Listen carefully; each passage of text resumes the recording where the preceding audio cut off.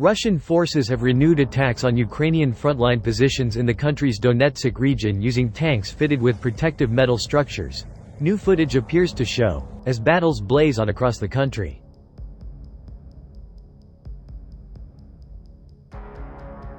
Ukraine's 79th Separate Air Assault Brigade, operating in eastern Ukraine, published a brief video on Tuesday, showing what it described as a 17-vehicle Russian assault on Kyiv's troops around the Donetsk village of Novomykhailivka.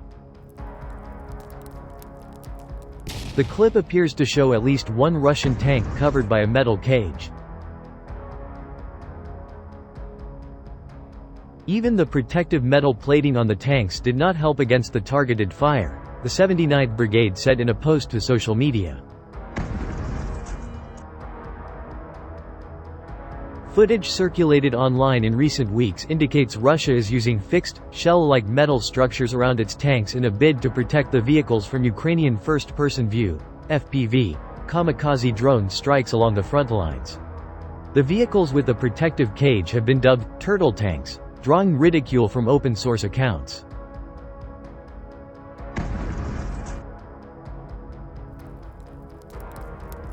Footage posted by Ukrainian sources in the past few weeks purports to show damaged Russian tanks and the remains of metal protective casing in Donetsk.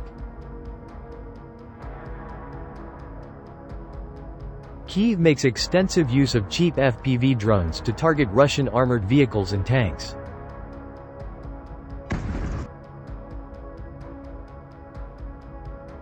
Russian tanks are Ukrainian FPV drones' favorite targets, Kyiv's defense ministry said last month.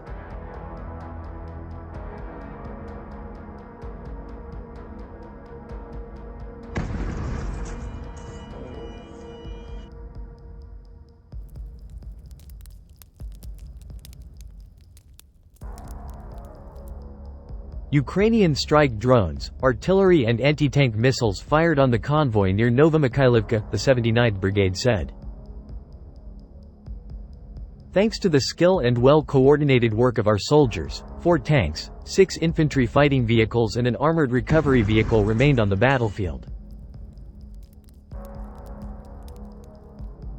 The convoy was part of a massive attack, following a lull in Russian activity around the settlement, the Ukrainian military said. Newsweek could not independently verify the clip published by the Ukrainian military, and has reached out to the Russian Defense Ministry for comment via email.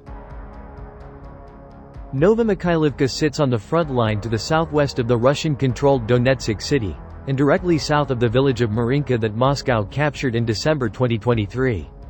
It is near Vuhledar, a strategic settlement in southern Donetsk that has been the site of heavy fighting during the more than 2 years of full-scale war.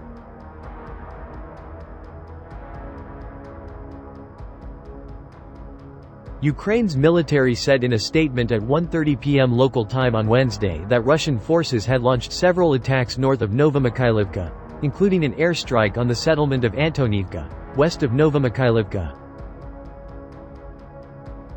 Russia is bearing down on eastern Ukraine even as it claimed control of another 2 villages in Ukraine's northeastern Kharkiv region on Wednesday. Hliboke and Lukyantsy were seized by Russia's northern group of troops, Moscow said in a statement. After Russia opened up a new front in the northeast on Friday, Ukrainian officials and Western analysts have said Moscow is hoping to stretch Ukrainian resources elsewhere.